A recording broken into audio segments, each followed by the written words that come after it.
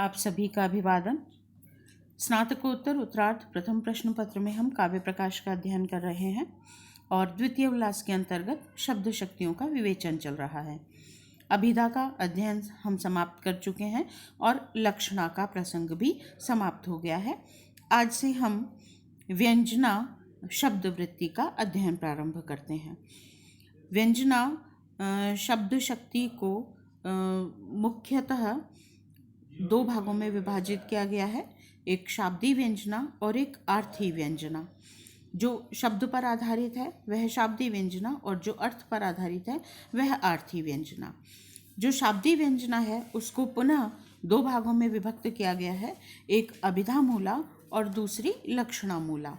तो क्रमशः कथन करने पर पहले अभिधा मूला व्यंजना का कथन होना चाहिए था, किंतु क्योंकि पहले लक्षणा शब्द शक्ति का विवेचन किया गया और लक्षणा में जो प्रयोजन सहित सप्रयोजन लक्षणा है या प्रयोजनवती लक्षणा है, उसके प्रयोजन का जो ज्ञान है वह व्यंजना पर आधारित है। इसलिए आचार्य मम्मट ने पहले लक्षणा मूला जो व्यंजना शक्ति है उसका कथन किया है, विवेचन किया है।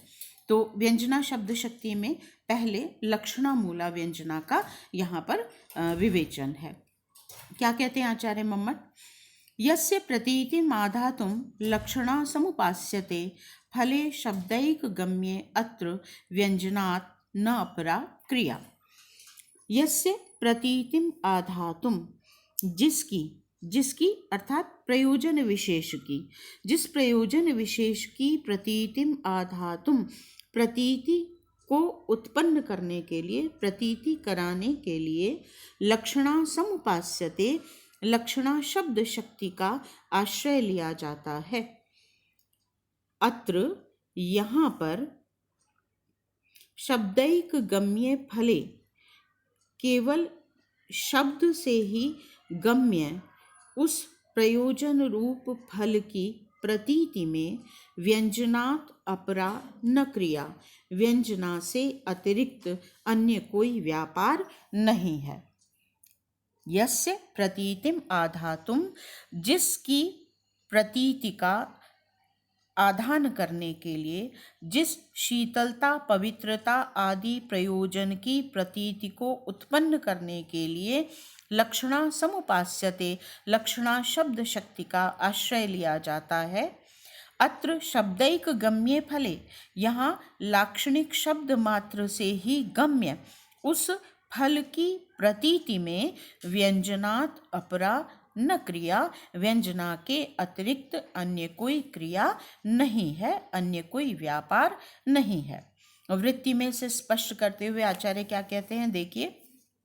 प्रयोजन प्रतिपिपाद यशया, प्रयोजन की प्रतिपिपाद, प्रतीति कराने की इशया इच्छा से, प्रयोजन प्रतिपिपाद यशया, प्रयोजन की प्रतीति कराने की इच्छा से, यत्र जहाँ लक्षणया लक्षणा द्वारा शब्द प्रयोग किया जाता है, तत्र वहाँ पर न अन्यतः तत्प्रतीति, अन्य के द्वारा तत् उस प्रयोजन की प्रतीति नहीं होती, अपितु तस्माद् एव शब्दात्, अपितु उसी शब्द के द्वारा होती है। न च अत्र व्यंजनात् ऋते अन्यो व्यापारः, और यहाँ पर इस प्रयोजन की प्रतीति के विषय में, अत्र इस प्रयोजन की प्रतीति के विषय में व्यंजनाद् ऋते अन्यो व्यापारः न, अन्य कोई व्यापार नहीं हो सकता। स्पष्ट कीजिए, से समझिए क्या कहना चाहते हैं। वस्तुतः लक्षणा मूला व्यंजना वह है जहाँ व्यंजना के मूल में लक्षणा शब्द शक्ति है, और लक्षणा दो हेतुओं से कही गई थी, एक रूढ़ी लक्षणा और दूसरी प्रयोजनवती लक्षणा। जो रूढ़ा लक्षणा है उसमें कोई प्रयोजन नहीं है, वहाँ केवल शब्द जिस अर्थ में प्रसिद्ध है उस अर्थ में उसका प्रयोग करने के लिए लक्षणा शब्द शक्ति का प्रयोग हुआ। क्यों? क्योंकि शब्द का जो मूल है या जो व्युत्पत्ति है वह भिन्न है और शब्द जिस अर्थ में प्रयुक्त हो जाता है, लोक में प्रचलित हो जाता है, वह भिन्न है। तो मूल व्युत्पत्ति परक अर्थ में जब हम उसका प्रयोग करते हैं तो उस शब्द की गति वहाँ स्खलित हो जाती है, अर्थात बाधित हो जाती है, और तब लोक में प्रचलित जो अर्थ है उसका मुख्यार्थ के साथ संबंध स्थापित करते हुए शब्द का लोकपरक प्रयोग किया जाता है। तो वहाँ पर लक्षणा मूला तो वहाँ पर जो लक्षणा शब्द शक्ति है उसका प्रयोग हो जाता है। यह हुआ रूढ़ि लक्षणा के संदर्भ में। और जो प्रयोजनवती लक्षणा है वहाँ पर शब्द का प्रयोग किसी विशेष प्रयोजन की प्रतीति कराने के लिए किया जाता है, जिसके संदर्भ में हमने गंगायाम घोषः उदाहरण पढ़ा था। क्योंकि वहां पर शीतलता और पवित्रता रूप प्रयोजन की प्रतीति कराने के लिए गंगा में ही घोषियों की बस्ती का उल्लेख किया गया। और यदि गंगा के तट पर घोष है कहा जाता है तो उस प्रयोजन की, शीतलता पवित्रता रूप प्रयोजन की उस रूप में अभिव्यक्ति नहीं होती जिस रूप में हम उसे कहना चाहते हैं या वक्ता उसे कहना चाहता है, इसलिए वह लाक्षणिक प्रयोग करता है कि गंगा में ही बसती है। तो वहां पर उस लाक्षणिक शब्द के प्रयोग का एक विशेष प्रयोजन होता है, और जो प्रयोजन है उस प्रयोजन का ज्ञान सदैव ही व्यंजनावृत्ति के द्वारा होता है, न अभिधा के द्वारा और न ही लक्षणा के द्वारा उसका प्रयोजन ज्ञात हो सकता है। तो उसी संदर्भ को यहाँ और स्पष्ट करते हुए आचार्य कहते हैं कि लक्षणा मूला व्यंजनावृत्ति वहाँ होती है जहाँ प्रयोजनवती लक्षणा का प्रयोग होता है, और जिस हेतु लक्षणा का प्रयोग किया गया है, जिस प्रयोजन की प्रतीति कराने के लिए हम लक्षणा शब्द शक्ति का प्रयोग कर रहे हैं, उस फल की प्रतीति कराने के लिए एकमात्र शब्द शक्ति यदि कोई सक्षम है तो वह व्यंजनावृत्ति ही है। इसलिए जहाँ लक्षणा के प्रयोजन की बात होगी वहाँ पर लक्षणा मूला व्यंजनावृत्ति को स्वीकार करना होगा। उसी के लिए यहाँ पर वृत्ति भाग में और कारिका भाग में दोनों में स्पष्ट किया गया कि प्रयोजन को प्रतिपादित करने की जो कामना है, इच्छा है, अर्थात जिस कारण हमने प्रयोजनवती लक्षणा शब्द शक्ति का प्रयोग किया, उस प्रयोजन की प्रतीति केवल उसी शब्द से हो सकती है जहां हमने लाक्षणिक शब्द का प्रयोग किया, और उस लाक्षणिक शब्द के प्रयोग का जो प्रयोजन है वही लक्षणा मूला व्यंजनावृत्ति है, और उस प्रयोजन की प्रतीति केवल और केवल उस व्यंजना शब्द शक्ति से ही संभव है, अन्य किसी शब्द शक्ति से उसका ज्ञान नहीं कराया जा सकता। तो गंगायाम घोषः इस उदाहरण में लाक्षणिक शब्द का प्रयोग किया गया और उस प्रयोग का कारण था शीतलता पवित्रता रूप प्रयोजन की प्रतीति कराना, और यह जो प्रयोजन है यह केवल व्यंजना व्यापार से ही गम्य है, व्यंजना वृत्ति से ही संभव है, किसी भी अनुमान आदि अन्य किसी भी प्रमाण से हम उसे अभिव्यक्त नहीं कर सकते। फिर वह प्रयोजन गूढ़ अथवा अगूढ़ हो सकता है, तो उस आधार पर लक्षणा मूला व्यंजना को यहाँ पर स्वीकार किया गया है। तो लक्षणा मूला व्यंजना वृत्ति वह है जहाँ लक्षणा शब्द शक्ति का प्रयोजनवती लक्षणा के रूप में प्रयोग किया गया है। ठीक है, यह लक्षणा मूला व्यंजना वृत्ति का स्पष्टीकरण हुआ। अब यहाँ पर बात आती है आचार्यों के द्वारा अपने मंतव्य को स्थापित करने के लिए जिस प्रक्रिया का आश्रय लिया जाता है कि स्वयं पूर्व पक्षी बनते हुए वे किन्हीं शंकाओं को अभिव्यक्त करते हैं और फिर उनका समाधान करते हुए अपने वाद को, अपने मंतव्य को दृढ़ता से स्थापित करते हैं। अब यदि यह कहा जाए कि हम व्यंजनावृत्ति को स्वीकार नहीं करेंगे, हम अभिधा या लक्षणा के माध्यम से ही प्रयोजन की प्रतीति करा सकते हैं, तो उनको स्पष्ट करते हुए आचार्य मम्मट कहते हैं न अभिधा समय अभावात। यहाँ पर लक्षणा मूला शब्द शक्ति के प्रयोजन की प्रतीति में व्यंजना के अतिरिक्त अन्य कोई व्यापार नहीं हो सकता। क्या नहीं हो सकता? अभिधा न, अभिधा का प्रयोग मान्य नहीं हो सकता समय अभावात, क्योंकि वहाँ पर समय का अभाव है। और अभिधा वृत्ति को आप याद कीजिए, वहाँ हमने समय का तात्पर्य किया था सामर्थ्य। तो अभिधा शब्द शक्ति यहाँ पर प्रयुक्त नहीं हो सकती प्रयोजन की प्रतीति के लिए, क्योंकि उसमें शब्द का व्यापार, शब्द का साक्षात संकेतित अर्थ अर्थात अभिधा समर्थ नहीं है। वृत्ति में स्पष्ट किया, गंगायाम घोष इत्यादि, गंगा में घोषियों की बस्ती है इत्यादि उदाहरण में ये पावनत्व आदय धर्मा, जो पवित्रता शीतलता आदि धर्म हैं, वे तटादौ प्रतीयन्ते, तट आदि के रूप में प्रतीत होते हैं।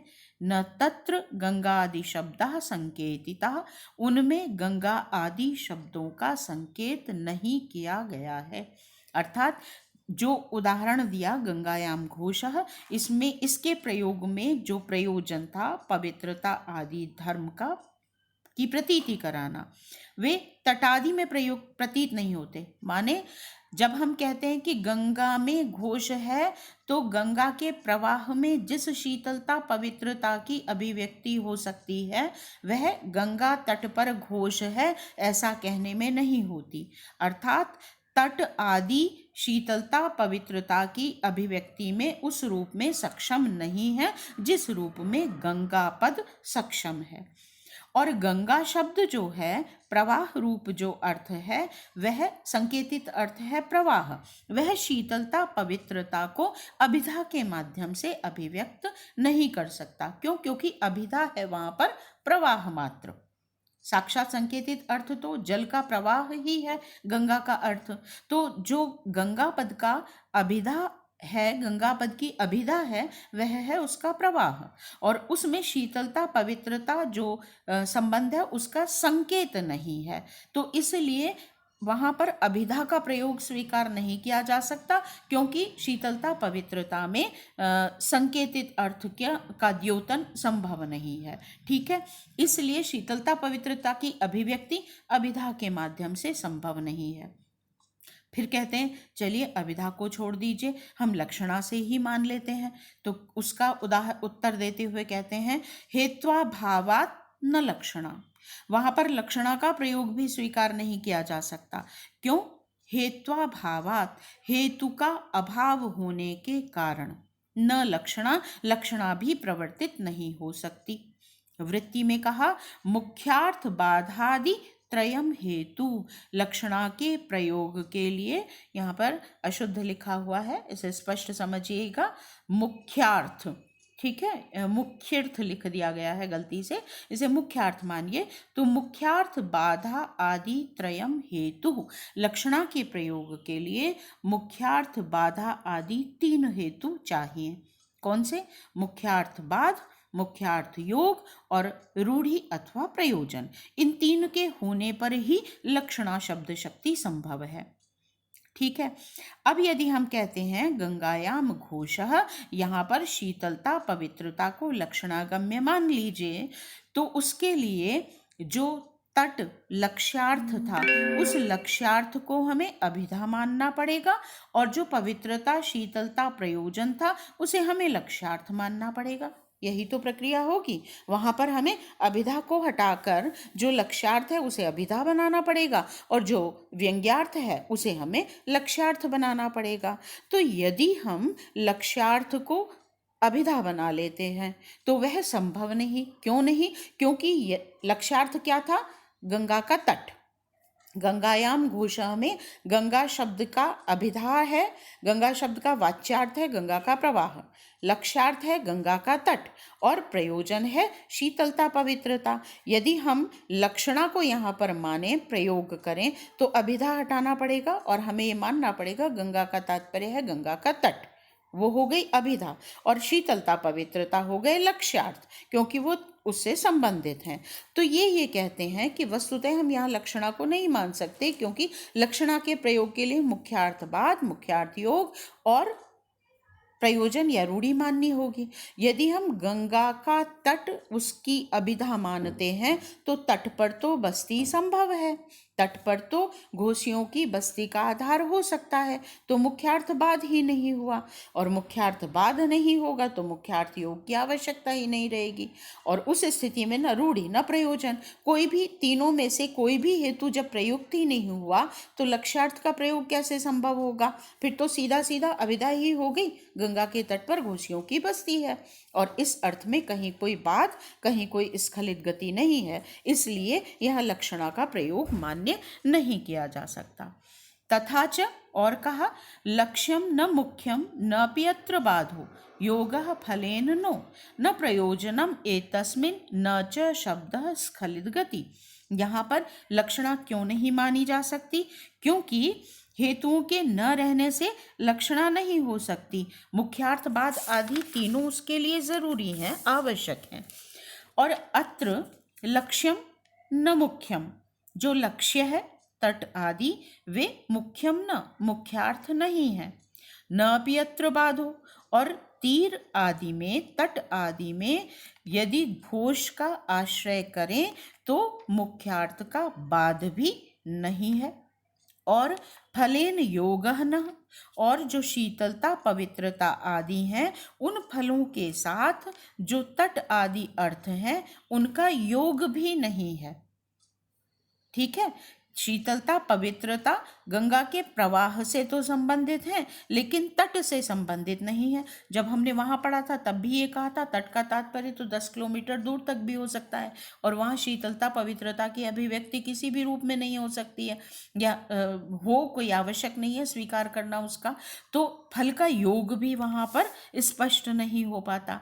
न प्रयोजनम एतस्मिन्, और चलिए हमने ये भी मान लिया कि गंगा का तट अभिधा है, शीतलता पवित्रता तट से संबंधित मान लिए, फल का योग भी मान लिया, तो ऐसा प्रयोग करने के पीछे कोई प्रयोजन तो होना चाहिए।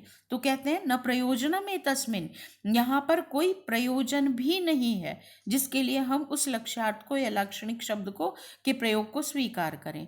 न च शब्दः स्खलित गति, और न ही यहाँ गंगा आदि शब्द अपने अर्थ के प्रतिपादन में असमर्थ प्रतीत होते हैं, तो गंगा आदि शब्द असमर्थ भी नहीं है, इसलिए हम यहाँ लक्षणा का प्रयोग स्वीकार नहीं कर सकते। लक्ष्यम न मुख्यम, यहाँ तट आदि जो लक्ष्यार्थ हैं वे मुख्यार्थ नहीं हैं। न अपि अत्र बाधो, और लक्षणा के प्रयोग के लिए जो मुख्यार्थवाद की शर्त है वह भी नहीं हो सकती, क्योंकि तीर आदि लक्ष्यार्थ में घोष आदि का आधार होना अर्थ का बाध नहीं सिद्ध करता। योगः फलेन न, और साथ ही फल के साथ तटादि के अर्थ का साक्षात संबंध भी नहीं है। न प्रयोजनम एतस्मिन्, इसके प्रयोग के पीछे कोई उद्देश्य भी नहीं है, कोई प्रयोजन भी नहीं है। न च शब्द स्खलित गति, और न ही यहाँ गंगा आदि शब्द की गति ही स्खलित है। वृत्ति में और स्पष्ट करते हुए कहते हैं आचार्य, यथा, जैसे कि गंगा शब्द स्रोतसी सबाध इति तटम लक्ष्यति। प्रक्रिया क्या थी? गंगा का प्रवाह शब्द का अर्थ है, मुख्यार्थ है, तो स्रोतसी गंगा शब्द स्रोत रूप अर्थ में सबाध बाधा से युक्त हो जाता है बस्ती का आधार बनने के लिए, तब वह बाधित होकर तटम लक्ष्यति, तट रूप अर्थ को लक्षित करता है, अर्थात उसका लक्ष्यार्थ होता है गंगा का तट। तद्वत्, उसी प्रकार से यदि तटे अपि सबाधः स्यात्, तट भी यदि सबाध होगा तत्प्रयोजनम लक्ष्येत, तो फिर उसका प्रयोजन लक्षित होना चाहिए। न च तटम मुख्यो अर्थ, लेकिन यदि हम यहाँ देखें तो तट जो है वह मुख्यार्थ नहीं है।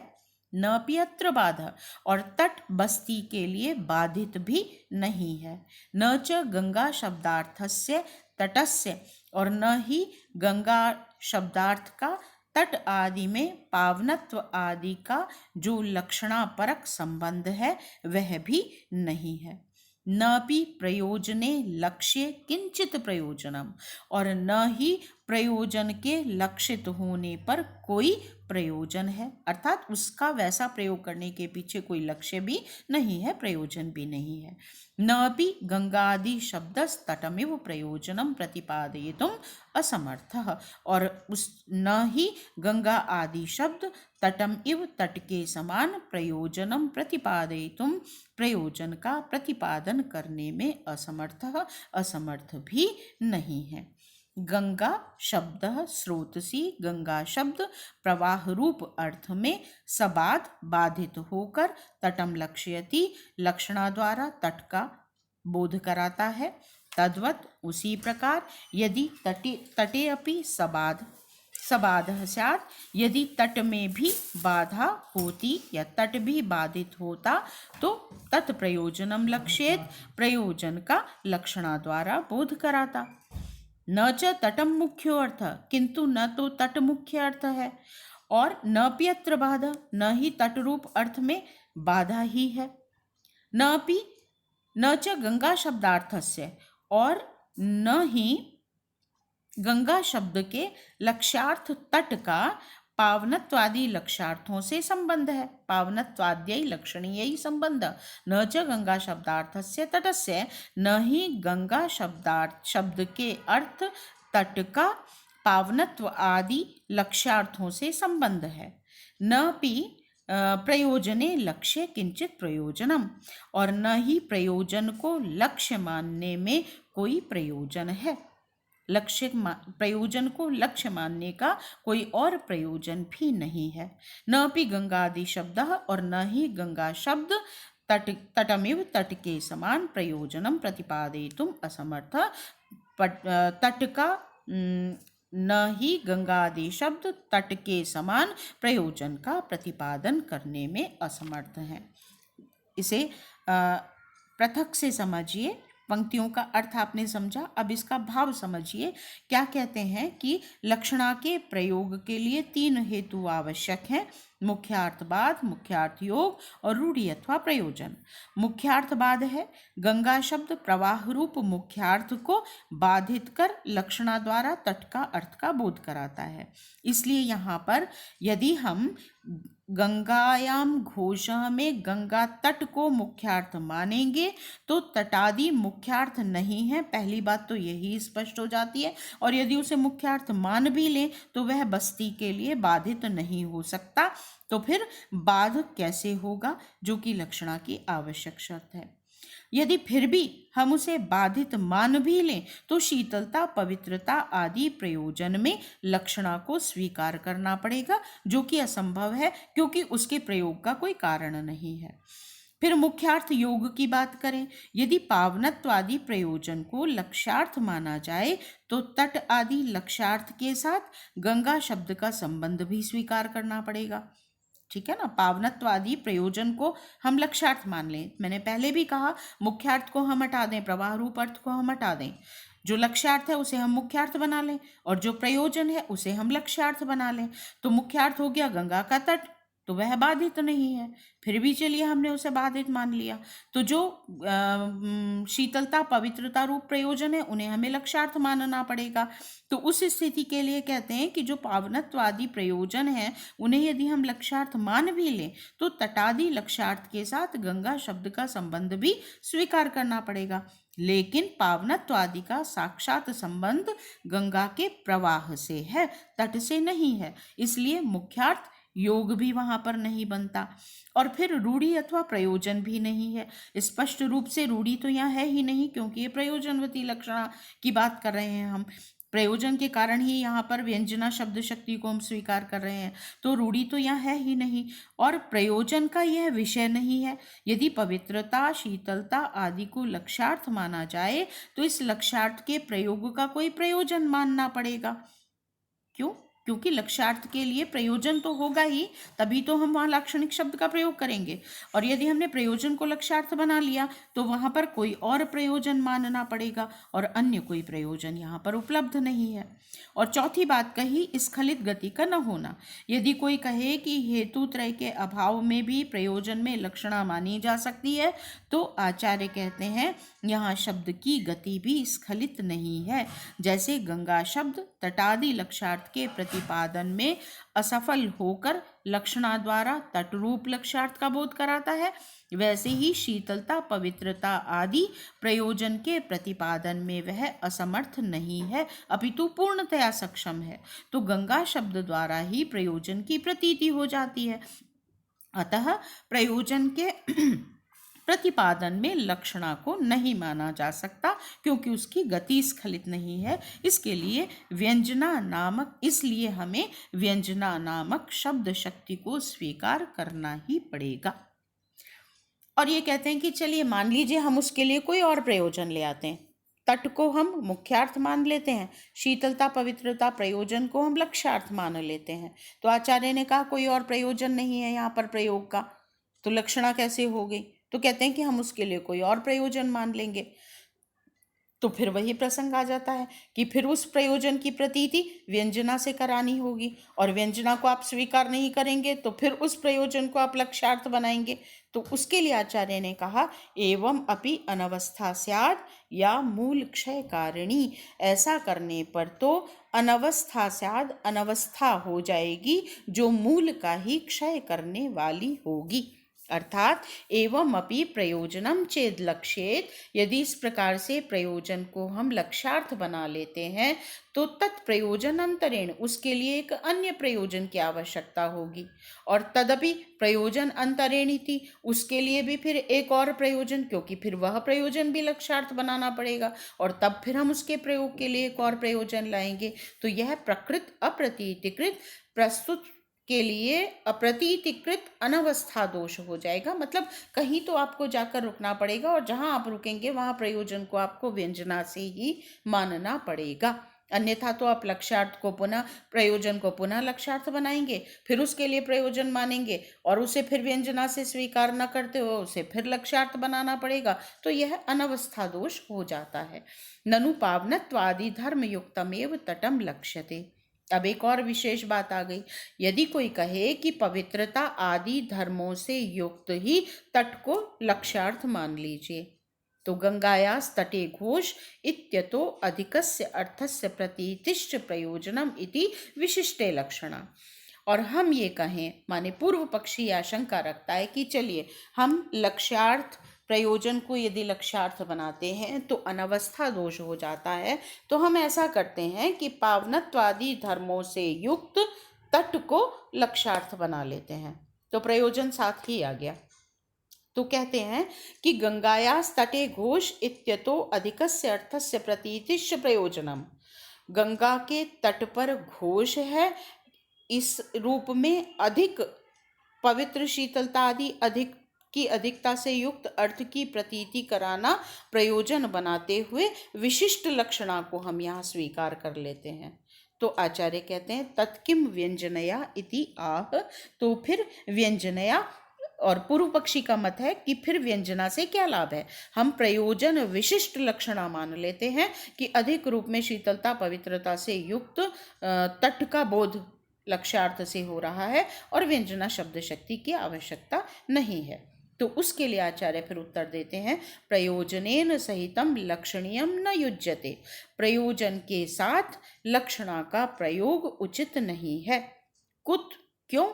इत्याह, इसके लिए कहते हैं ज्ञानस्य विषयो ही अन्यः फलम अन्यद उदाहृतम। क्यों? क्योंकि ज्ञान का विषय अन्य होता है और जो फल है अन्यद उदाहृतम, वह अन्य कहा गया है। ज्ञान का विषय पृथक होता है और उस ज्ञान का जो फल है वह पृथक होता है। जैसे कि प्रत्यक्षादेर नीलादि विषय, प्रत्यक्ष आदि का विषय नील आदि वर्ण है, फलम तु प्रकटता संवृत्तिर्वा, और उसका जो फल है वह प्रकटता है अथवा संवृत्ति है। प्रकटता ज्ञातता और संवित्ति अनुव्यवसाय। प्रकटता मीमांसकों का पारिभाषिक शब्द है और संवित्ति नैयायिकों का पारिभाषिक शब्द है। मूलतः आचार्य ने क्या कहा कि ज्ञान का विषय अलग होता है, जैसे ज्ञान का विषय नील आदि वर्ण हैं वे अलग हैं, और उसका फल भिन्न होता है। फल क्या होता है? मैं नीले वर्ण को जानता हूँ, यह उसका फल हो गया। तो विषय तो है नीलादि वर्ण, और उसका ज्ञान होना, उसकी प्रकटता ज्ञातता होना या उसका अनुव्यवसाय होना, ये पृथक है। फल और विषय को हम एक साथ समाहित नहीं कर सकते, इसलिए प्रयोजन विशिष्ट लक्षणा को स्वीकार नहीं किया जा सकता। अब यहाँ पर थोड़ा प्रकटता और संवित्ति को समझ लीजिए। वस्तुतः ज्ञान का विषय और फल दोनों अलग अलग कहे गए हैं, और इनमें एक पौर्वापर्य क्रम भी होता है। पहले विषय का ज्ञान होता है और फिर फल का ज्ञान होता है। तो पहले कहा आचार्य ने फलम तु प्रकटता, ये मीमांसकों का मत है। मीमांसक कहते हैं अयम घटः, यहाँ पर ज्ञान का विषय तो घट है और ज्ञान का फल क्या है?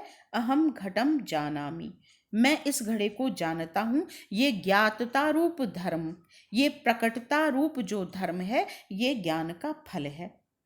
अगर हम नैयायिकों के मत को माने तो संवित्ति अयम घटः, यह तो विषय हो गया, यह घट है ना, यह तो हो गया ज्ञान का विषय। सर्वप्रथम ज्ञान का विषय घट का ज्ञान, यही इंद्रिय और घट के सन्निकर्ष से उत्पन्न व्यवसायात्मक ज्ञान कहलाता है।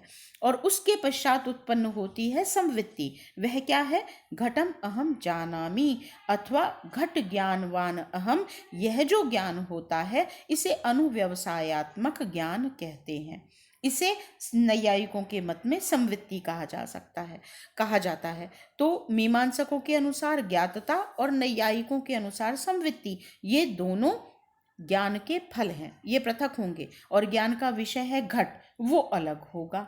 तो जो विषय है और जो फल है, उन दोनों को हम एक रूप नहीं कर सकते। दोनों में पौर्वापर्य क्रम भी होता है और दोनों में भिन्नता भी होती है। दोनों के विषय भी पृथक होते हैं और फल अलग है। तो इसलिए हम प्रयोजन विशिष्ट लक्षणा को स्वीकार नहीं कर सकते। इसी का समाहार किया उन्होंने, विशिष्टे लक्षणा नैवम, इसलिए प्रयोजन विशिष्ट लक्षणा नहीं होती है इति व्याख्यातम, यह स्पष्ट हो जाता है। और फिर इसका समापन करते हुए कहते हैं विशेषा स्युस्तु लक्षिते, किंतु विशेषः, विशेष धर्म तो लक्षिते स्युः, लक्षणा द्वारा बोधित तट में ही हो सकते हैं। तटादौ, तट आदि में ये विशेषः पावनत्वादयः, जो पावनत्व आदि विशेषा विशेष धर्म प्रतीत होते हैं, ते च वे अभिधा तात्पर्य लक्षणाभ्यो, अभिधा तात्पर्य और लक्षणा आदि व्यापार अंतरेण गम्या, लक्षणाभ्यो, लक्षणा से व्यापार अंतरेण भिन्न व्यापार के द्वारा ही गम्य होने चाहिए। और वह भिन्न व्यापार क्या है? तच्च व्यंजन ध्वनन द्योतन आदि शब्दवाच्यम अवश्यम एषितव्यम, वे व्यंजन ध्वनन द्योतन आदि शब्दों से वाच्य होंगे, अर्थात व्यंजनावृत्ति परक होंगे। एषितव्यम, यही माना जाना चाहिए, यही मानना चाहिए, इसके अतिरिक्त अन्य कोई प्रक्रिया नहीं हो सकती। अर्थात लक्षणा के प्रयोजन को व्यंजना द्वारा ही जाना जा सकता है, अन्य किसी प्रकार से नहीं जाना जा सकता। इसलिए लक्षणा मूला व्यंजना शब्द शक्ति परम आवश्यक है। यह लक्षणा मूला व्यंजना वृत्ति को ही वहाँ पर हमें स्वीकार करना होगा लक्षणा के प्रयोग के ज्ञान के लिए। तो इसलिए व्यंजना वृत्ति को जो अस्वीकार करते हैं उन सब के लिए आचार्य ने यहाँ पर लक्षणा मूला व्यंजना वृत्ति की इस रूप में अभिव्यक्ति की कि हम जो लक्षणा का प्रयोजन है उसे व्यंजना द्वारा ही गम्य मानेंगे, अन्य किसी प्रक्रिया से नहीं माना जा सकता। और इस तरह से ये लक्षणा मूला व्यंजना का जो प्रसंग है यह समाप्त हो जाता है। अर्थात व्यंजना का जो एक प्रकार है उसका विवेचन यहाँ आचार्य द्वारा समाप्त कर दिया गया है। इसके अगले व्याख्यान में अभिधा मूला व्यंजना की हम बात करेंगे। तो तो व्यंजनावृत्ति में लक्षणामूला व्यंजनावृत्ति का यह प्रसंग, इसका विवेचन आचार्य मम्मट द्वारा इस रूप में किया गया। आज के लिए इतना ही। धन्यवाद।